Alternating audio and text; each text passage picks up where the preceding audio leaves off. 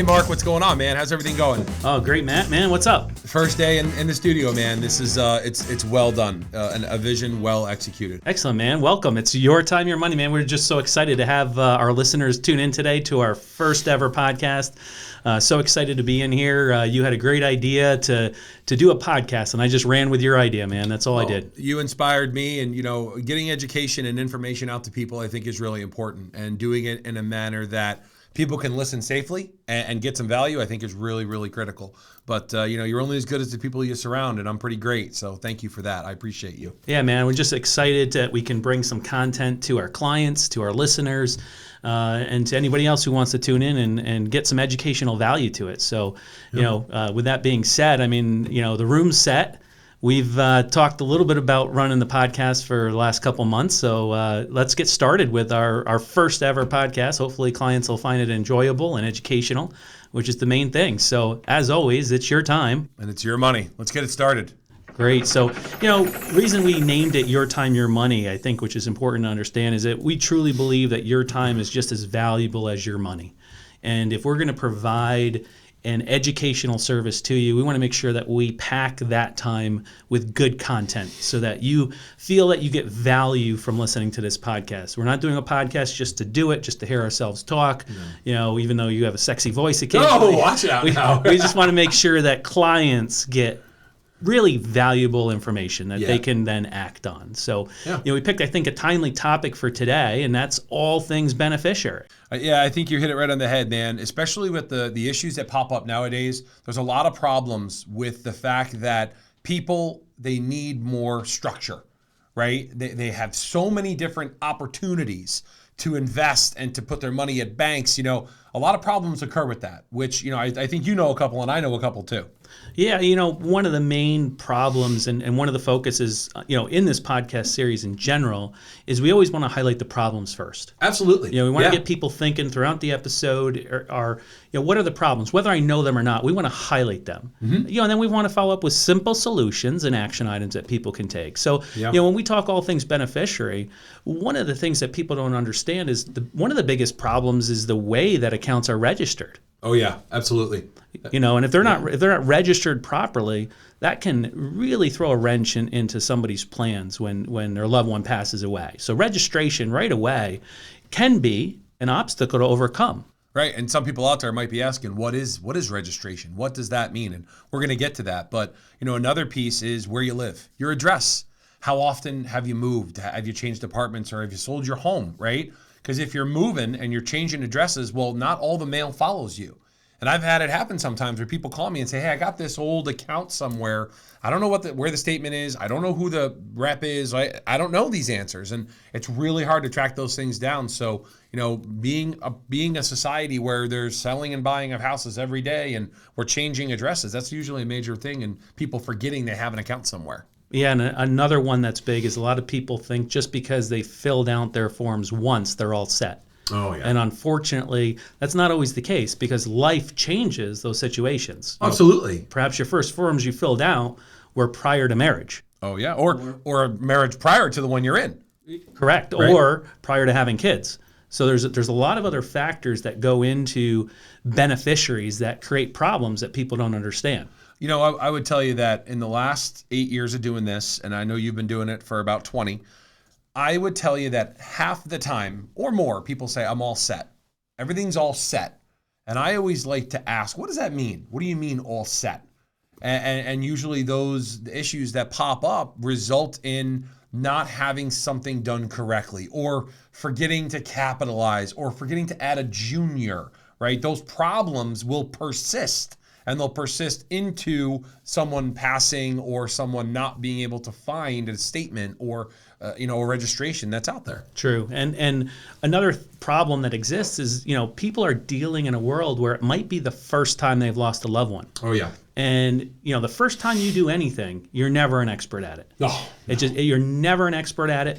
And, one of the benefits of working with an advisor or somebody that you're comfortable with is that person's probably been through it hundreds of times. Right. They've had clients pass away. They've been through other companies' paperwork and things along that line. Yep. So, just that uncertainty of what am I doing in this situation creates a lot of problems from a beneficiary standpoint. Well, you brought it up perfectly, the emotional side of things, right? Imagine you lose a sibling, or you lose a partner, or a mom or a dad. The last thing you're thinking about is, oh, what paperwork do I need, right? That's the last thing you're thinking about. And I feel like as an advisor, as a group, the Esley group, we bring a lot of experience in that area, and a big piece of this first topic, it hits very close to home. And the truth is, as we've lost people through COVID, we've had to deal with this situation over and over and over. And the one thing I will say that I'm very proud of is that when something happens to one of our groups, when something happens to someone close to us, things get done correctly and they get done in a timely manner. And that's not always the case. Yeah. And that could be another big problem. Yeah, and you mentioned it. A lot of times emotion runs a mess when somebody passes away. And in investing in general, investing with emotion is never good. We call it crazy math, right? Yeah, right. But you combine that with your loved one passing away, and you're dealing with finance. Mm-hmm. It can be a very volatile conversation. And the other thing that people don't understand is that investors, when their loved one passes away, their advisor is usually trying to be considerate of their time and their grieving process. Yeah. And as an advisor, I know myself, I'm always a little cautious. Like, am I calling and asking, is it too early to do beneficiary paperwork? Is it, and some clients think that you're calling too late, and some clients think you're calling too early. So advisors are kind of play that fence and be very careful around that conversation, because we don't want to be construed as, we're just trying to get the paperwork done. And I think that's a great point. I really want to drive down on that, because as transitions happen, right, the worst thing that you can do is put stuff off, right? And just think of the implications, right, where an account gets left behind, it doesn't get withdrawn, or it doesn't get put into the right registration. What happens now? The government gets involved. We have tax issues. We need to bring in a CPA. All these other issues start to compound. And then all of a sudden, the person that inherited the account goes, oh, yeesh. Or if there isn't a beneficiary on file. And we didn't even talk about that one yet. And that happens the most frequently out of all of them. Because why? What do people have the most of? What does everybody have? A bank account, right? Yep. So the problem is not that these registrations exist. It's that, are they managed correctly? Is there the right structure for those registrations? Correct. And then you create a perfect storm where you start looking at different professionals that can help a person out when they pass away. Mm-hmm. A lot of people rely on the attorney relationship. Oh, yeah. Some people rely on the CPA relationship, and some solely on the advisor relationship. But you really need, right? You need to have each relationship working together, I think, which is one of the most important things. Listen, you're hitting on a perfect topic here. Whenever I meet somebody the first time, my goal is to tell them that there are 3 primary relationships you need to make sure you have, right? One with your advisor, one with your CPA, and one with your attorney. And they're all like checks and balances, right? Like the different parts of our government. They check and balance each other. Not all the time, but hopefully they're doing their job, and they're checking, and they're making sure things are done correctly. Well, that's what the advisor's role is. It's a third of that decision-making process, and they should be working in unison with the other 2. And, Mark, more often than not, I see it happen a lot. A guy has a CPA, they work with the CPA, and the CPA also does finances on the side. That happens. And that could be problematic because the CPA is focused on this job, which is taxes, but then there's this whole other investing thing. And I know the CPA, I trust them. So where do I go? What do I do? Maybe something got missed. Again, those problems stack up pretty quick. Yeah, and you really need to be an advocate for yourself, and you need to work with somebody that's going to be an advocate for yourself. Same thing in the medical profession. Sure. We all know like you go in an emergency room, you go to your doctor, you need to be an advocate. They're giving guidance and they're giving the best recommendation they can off of their knowledge. Right. But you really need to be an advocate for yourself, especially in these times, because when a loved one passes, you want to make sure that you're doing what's right and you're doing what's in the best interest. So, I think when you look at it from a problem standpoint, you have millions and millions of different things that can go wrong. Oh, yeah. in that end of life process. And we're going to touch on the beneficiary side in relation to investing, in relation to what you can do, what you can't do. Sure. What we're not going to get into tonight is, kind of the legal side, being the trust planning, the estate planning. We want to bring a professional in, and we have guest speakers lined up that'll come in that are specifically going to talk on estate planning and the tax stuff with a CPA.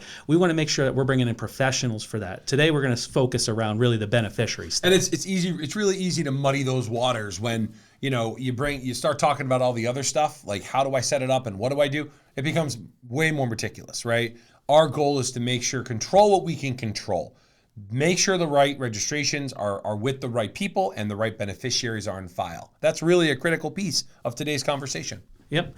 And, with those problems all outlaid, we're going to have to get into the solutions here in a minute. Absolutely. Yeah. But I think one of the most important things to understand is that problems only arise if you don't do the proper planning ahead of time. 100%. And our goal in any relationship that we have with clients is to make sure that we're doing what's right by the client early on so that we're removing the problems when those things happen. So when a loved one passes away, we want it easy peasy. We want it as fast as possible that we can get those assets into the control of the people that need them the most. But I'm going to drill down just again a second there. A lot of times early on in the relationship, when you meet somebody and start working with them, there isn't the initial conversations are more geared toward rate of return, or they're geared toward what do I buy, and we don't want that. We want to make sure that structure is the way it should be, so that when the stuff does hit the fan and we need to fix it, it doesn't have to be this unwinding and this massive problem, right?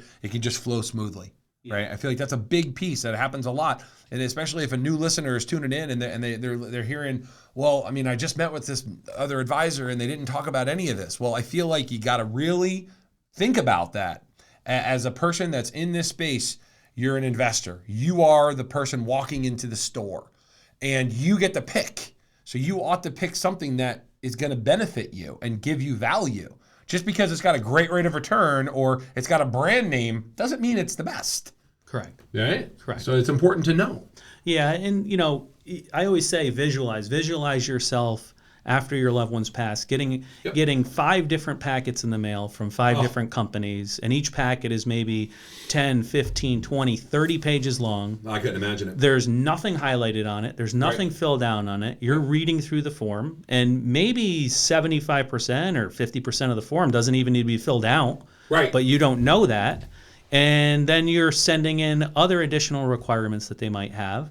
And are you sending in the right ones? Well, I mean, let's talk about this just really sidebar, right? On registrations. Bonds, double E bonds, H bonds, I bonds, right? Bonds, when someone passes away, if they're not registered correctly, could be a nightmare.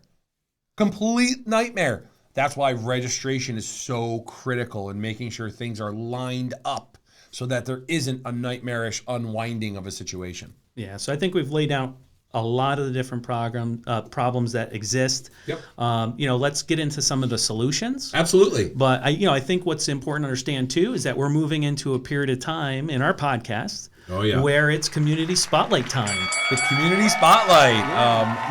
Honestly, Mark, when you thought about this, I thought it was really important to highlight businesses in our community that do great things, okay? And we as business owners get to build relationships with people in the community. The Village Animal Clinic, Dr. Mike McCarthy, fantastic human being, great staff. They do some really special stuff. They're trustworthy, they're hardworking. I honestly know most of the staff very well, and they've done right by us, and they've done right by, I know, their clients. So we just wanted to give them a kind of a highlight and say that we're proud to be, helpful, and we're proud they're helping the community the way they are. You can reach Dr. Mike, 518-765-0111. They're in Voorheesville. Fantastic people, trustworthy, caring. I feel like when you look at, what businesses are doing well in this day and age, it's not ones that are super expensive. It's ones that care about you and that you can trust and believe in. Yeah, and they got a great facility up there. They got a lot of professional doctors in the facility. They have a beautiful facility. We had 5-6 people in their boardroom with all the rest of their staff. So yeah, very, very happy, very amazing group. And the community spotlight definitely shines on them very brightly. Yeah, and just so our listeners know, we'll be highlighting, any type of community business that we think deserves it. And I don't want to say deserves it, but that we think listeners should be aware is out there, is doing the right thing for brings their value, clients. right? Because sometimes word of mouth is the most important way to learn about something. Exactly. So, the exciting part. Let's get into solutions. I mean, we spent the first half of the program just talking about really different problems. We threw on a lot of things that people are still like, well, I don't understand what they're talking about. Registration. Right, registration, I don't and what does that mean? Stuff. So let's get into those solutions a little bit. Plain and simple. When it comes down to registration, it's just how is your account registered? Meaning, what is the title or name on that account, right? So, for instance, you and I could have, the Matt and Mark Joint with Rights to Survivor account, okay? Or I could just have an account on my own. And the problem is when I pass away, if it's in my own registration, your own name, or even if it's in our registration and together. we both get in a car accident together, Yep. If there's no beneficiary on that account, it's going to end up causing some problems. It might go through probate. You're going to have some difficulty with beneficiaries claiming those assets. Right. And one of the things that I find, I would say the majority of the time, is that clients, when they have a registration at, say, a local bank or a credit union or something along that lines, they don't have three little kind of, letters that I look for at the end of the registration. Meaning it doesn't say Mark Esley and then capital T, capital O, capital D, transfer on death. Now, some organizations, it's POD, pay on death.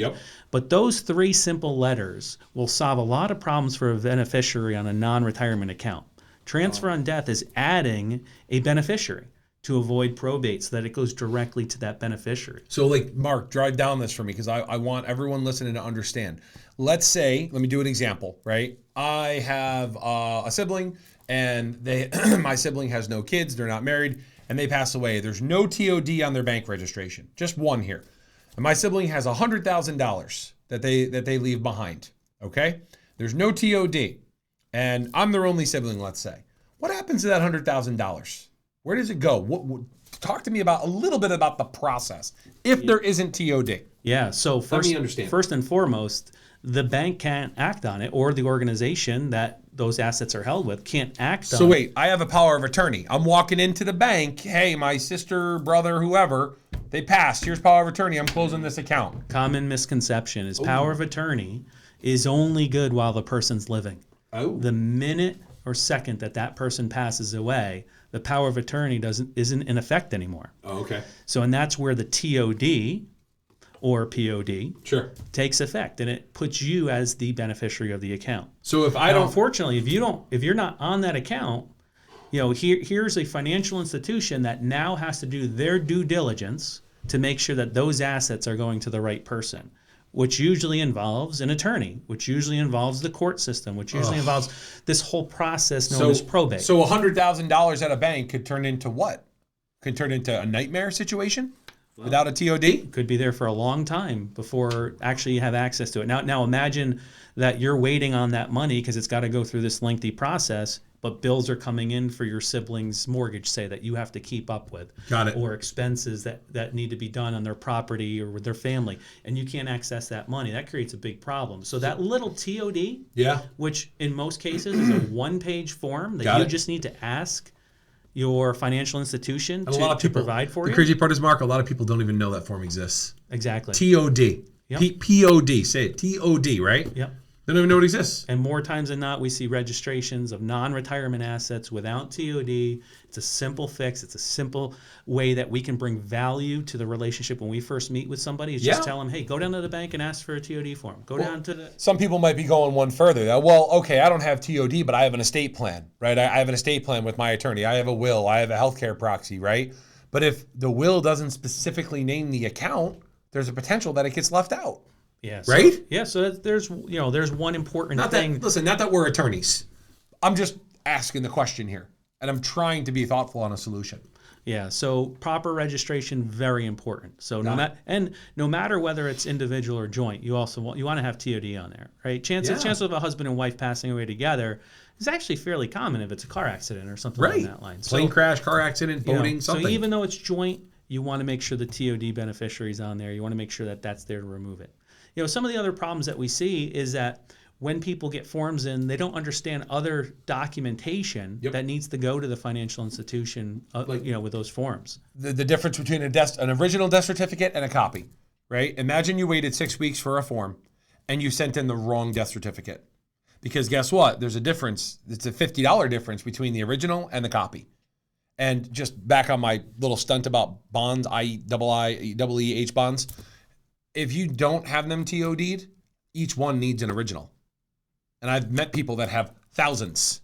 And imagine you need $50 for every bond you got to cash in. Now, they've changed that rule and it's been continuously getting more progressive, but boy, that's a scary scenario because what does every baby boomer have in their safe right now? What does every single one of them have in their safe? Are they registered correctly? Does it say on the bond, TOD to my kids, right? Yeah. Just a good question. And one of the things to understand too is a lot of times if you are perhaps not the spouse that's the beneficiary, or even the siblings, let's say your best friend wanted to leave you money. Sure. Right? One of the important things to understand is sometimes it's difficult to get the death certificate. Oh, yeah. You can't just be a random person in some places and just request a death certificate from Vital Statistics. Gotcha. They need a letter from a financial institution showing the reasoning of why you need that death certificate. Okay. Obviously they want to protect against fraud, they want to protect against identity theft, that type of stuff. So, there's a lot of nuances that go to just getting some of the forms that you need if you're not a spouse or you're not an immediate family member. And, I've even seen some cases where on the death certificate, they didn't put the cause of death. And that created problems within that financial institution. They wanted the cause of death before they would pay out. I mean, I think you're hitting on all the right cylinders. We have to really zoom out now on the bigger solution, right? What is the bigger solution?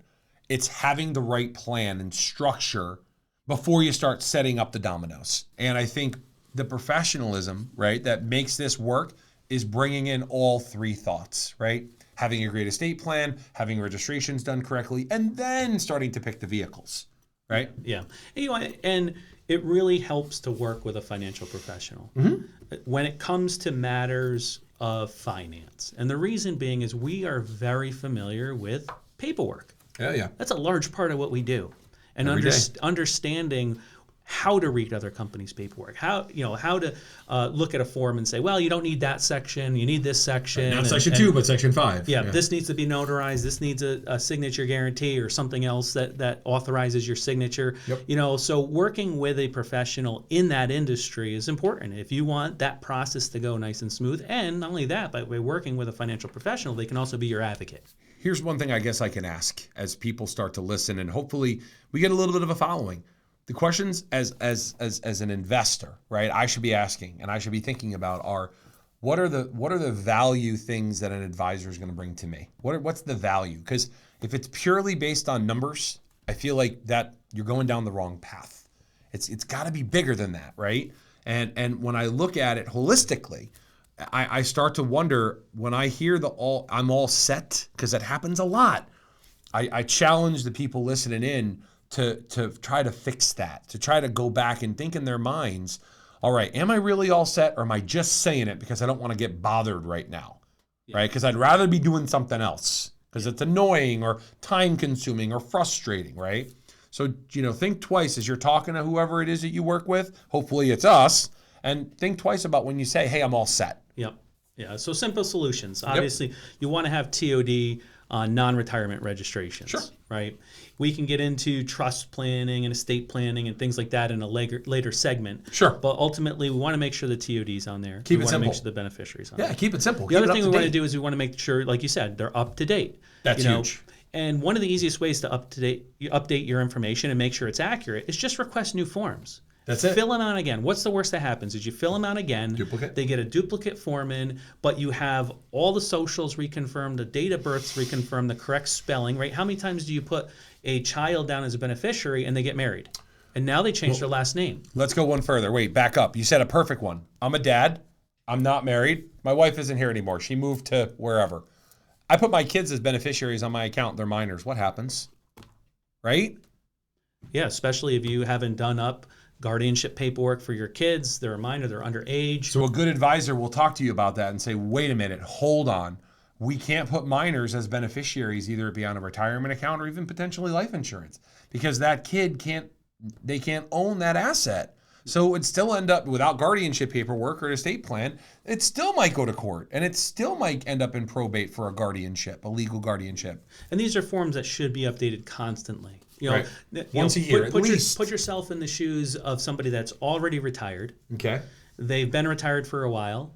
Their kids are grown out of the house, but now they have their three kids have, maybe 2 grandchildren with one child, one grandchild with another, and then the third child that doesn't have children. Okay. Right? Well, what do you want to have happen to those assets of child number 2 that has 2 kids? Do you want to get split between the 2 senior children? Or do you want that to stay in line and go to the grandchildren? Right, and perpetually work its way down equally. Right, and those are changes or nuances on beneficiary forms that you can make to make sure that it stays in the bloodline. Yeah. And that's important for some people. And if you just did your beneficiary when you retired and never thought about that, that might be a reason to go back in and change it. No, I think that's a good point. One of the funniest conversations I had, and I say it's funny just because, I talked to somebody that lost their, ex-spouse. Sure. And they called and they were all happy. And I said, well, that's not a good thing to be happy about. Someone passed away. What's wrong with you, man? But they responded that, they forgot to change their beneficiary and I inherited all their asset. So there's an example where sometimes that wasn't in our control. That was somewhere else, right? Correct. So, those are just real life things that happen just because people didn't go back and refile a form to make sure that it's accurate. Sure. And it's very easy to call an 800 number for any of the companies you work with and request a change of beneficiary form. Got it. Get the blank form, fill it out, make sure that it's the way you want it to be. Make sure that it matches, talk with your attorney. Make sure it matches your estate plan and what you're trying to do with those assets as well. That's a very important part. I think the symmetry and the structure of having people working with you, right, together as a team, I feel like is a critical piece of this process. And that's a solution. That's the bigger solution. Rather, we're giving those micro solutions right now, which is TOD and registration, right? But the macro solution, the big picture, is making sure things are structurally lined up the way you want them. Yeah, and one of the things we always try to do, and I know we talk about it quite a bit, is handhold that surviving spouse or that surviving It's partner. hard. It's not easy. And walk them through the complexity. What are we circling around right now? We're circling around relationships, right? You got to have a good relationship with people. And again, like when you pick an advisor, and I hope it's someone that isn't with us right now, that they're like, okay, these guys are talking about really important stuff, and I don't know if I have that relationship with my current person. I don't know if I have that, and I want that. And it's not always going to be perfect. I've had situations where people call me and they're upset or they're frustrated, but then they call me a month later and they're, hey, I'm sorry, I was having a bad day. And that's okay, man. You're allowed to have a bad day. It's part of the process, Yeah, and some of the hiccups when you're filing paperwork or when there's multiple beneficiaries on the paperwork is, occasionally clients may call or beneficiaries may call and think they're on an account. Yep. And because they're not on the account, we're not allowed to give them information. Nope. And talk about creating, kind of this emotional feeling. Mm-hmm. Talk about somebody that thought they were on their parents' accounts or their siblings' accounts, and then to find out later after they die that they're not. Whether it's intentional or unintentional, it creates a lot of frustration. Yeah. And that emotion sometimes come through in the form of anger, sadness, or whatever that might be. Sure. And as advisors, we have to be tactful and handle that because we can't tell them information they're not privy to. Right, and that's a big piece, but and that includes the spouse. Sure, I've seen situations where if the surviving spouse is not the direct daughter or son of the people that passed, the money bypasses them and goes to the kids. Right, that's happened before, especially in large estate plans where there's a business owned or there's a housing project, something to that effect, and money passes the spouse and goes directly to the children. Yeah. So it's a tough situation, but the bigger solution is to make sure the relationship is built out and the structure is there for people to be successful. Yeah, and one of the things that also is a big solution to solving the beneficiary issue is just having open, honest communications with your family. One of the things that our group does is we offer generational planning, and that's where we can have parents, grandparents, great-grandparents come in and just have an open and honest discussion about their intents, their wishes. Right. We can get into assets if they want or what have you, but just that discussion among, multi-generational families is very important so that everybody's on the same page. I feel like that's a building block to a great practice, right? I mean, I think of us like when you walk into a doctor's office and there's different people that have different roles, right? There's someone in front of the computer, there's someone making sure everything is stocked. When you start to work with a group of people, and again, this is people that we may not work with, you have to ask yourself, who else is working with them, right? Because it's the Esley group. I get to be a part owner of the Esley group, just like you do. And I know that if I'm not here, you're going to be here. And if you're not here, I'm going to be here. And so on and so forth. But that's where I feel like a lot of young investors, they go for a name brand. They're just thinking about the name rather than the person that's actually helping them. Yeah, and think about the sweet spot that, our group is in. We have, average age, I would say, is early 40s. Oh, yeah, yeah. But, like myself, over 20 years of experience. Sure. It's very hard to find people in some cases that are 20 years of experience in their 40s with another 20 to go with young kids. Right. And there's a lot of people that are working with an advisory group, and maybe that advisor's been with them 35 years, and they have a good relationship. But maybe they're ready to retire. Who knows? Yeah, correct. Maybe that rep is not going to be there to help them out, and it's not necessarily maybe the same service that they're used to. Sure. Because XYZ rep is coming in under them that might be a college grad, it might be somebody new to business, and there's nothing wrong with that, but it may not be the person that you're investing right, that you're helping used your to. family out. I feel like that's a really important point. And again, a lot of time, the all set, I'm all set, right? That's one of the comment. Another comment is our family works with a guy, right? That's another common thing where someone, as you're talking to them and you're trying to create solutions, right? And ask the right questions. That's a very common thing. But And those are hedges. Those are hedges. Yeah, absolutely. But I don't want to run over time. Our beautiful hourglass just kind of, I know, look at how fast it went. We were just sitting here having a blast. So let's recap a little bit before we get into a fun section. Yeah, okay. But, so in recap, you want to make sure you have transfer on death, TOD on registrations that are non-retirement. It's going to save you a lot of headaches. You're going to want to make sure you're working with professionals, kind of that trilogy of attorneys, CPAs, and a financial professional as well. So, have those three people work together. You want clear communication. You want to update your beneficiaries. You want to request beneficiary forms that you can update, even if you think they're accurate.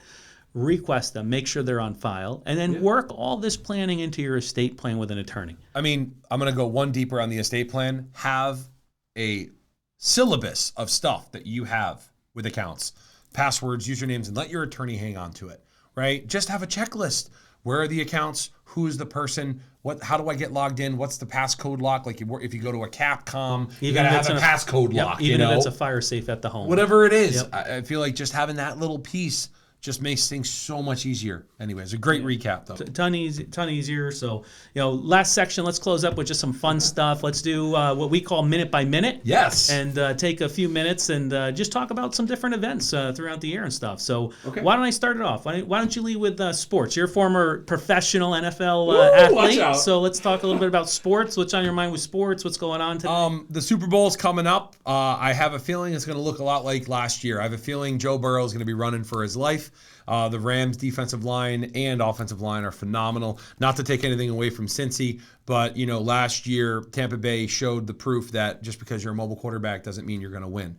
Joe Burrow's a mobile quarterback, phenomenal player, but I think the Rams' defense just put it all together too fast, and they are just loaded with all-stars. So I have a feeling the Rams are going to win primarily because they're going to shut down Cincy's run game, and they're going to lock down Joe Burrow, and they're not going to let him have the game he wants to have. Well, it's day and night from where Stafford was a couple years ago. Yeah, he didn't have much opportunity with the Lions, but don't take away from the Lions because one of my good friends, Dan Campbell, is their head coach, and they have come a long way. And I'm going to do a shout out to Dan Campbell because I love him. He's a great guy. I played with him in Dallas. He's a tough dude. So I'll give the Lions +6 wins next year. They're gonna make it. They're gonna make some sound in their division. So go for it, Danny. I love you, man. I miss you. Awesome. So I'll throw in my little 2 cents as far as sports go. I'm not as big of a sports guy as you, but women's Olympic hockey team is just crushing it. Yes. Saw them win. I think it was 6-0 the other night versus I think it was Sweden or Switzerland, one of the S teams. I love when our teams win, man. Yeah, but just excited for that.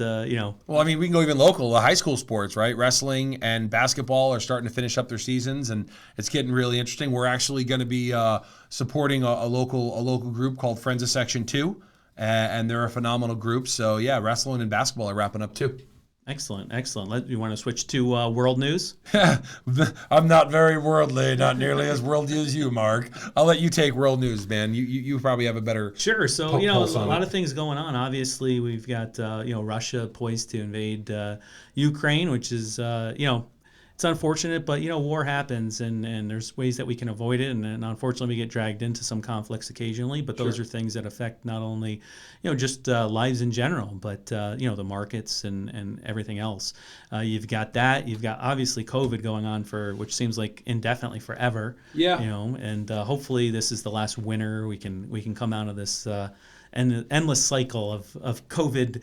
I just read this article Highs and today, lows. and people I feel like there's there's a dichotomy. People are just tired of it, and then there's people that are hyper focused on it. So I mean, it's not anything that I'm going to give an opinion on, but yeah, COVID's a big hot button because there's a lot of stuff out there, and a lot of people are being affected by it.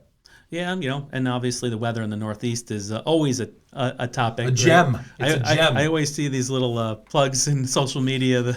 You're from upstate New York when When your hands are bruised after shoveling. Yes, you finish shoveling for 3 hours and it was only an inch of ice apparently this last week. So So about halfway down my driveway, and I got about half the driveway to go. So that's gonna be fun. Excellent. Well, as always, we want to thank our listeners for tuning in. We hopefully brought you value, gave you some action items that you can do. We look forward to you on our next podcast series. And like I said, we're going to be having multiple guests over the next couple months lined up, and we'll be shooting out some information to them via email, social media platforms, and everything else that we do as well. Don't forget, man, we got to wrap up the show on one of your best dad jokes. So you're on the hot seat. Let's go. It's up. Oh, dad joke. You're up. Now you're You're up, throwing one man. out there. Dad joke of the day. Here we go. All right, let's go a little Star Warsy on you, okay? How does Darth Vader like his steak cooked? Darth Vader like his steak cooked. Something maybe on the dark side. Maybe I don't know. Oh, hey, that's a good. I was gonna say, well done, done. Hey man. Hey, great man. It was pleasure chatting with you today, and hopefully we'll pick it up where we left off last I time. love it. Great first segment. Your time, your money. Your time, your money, man. We're here.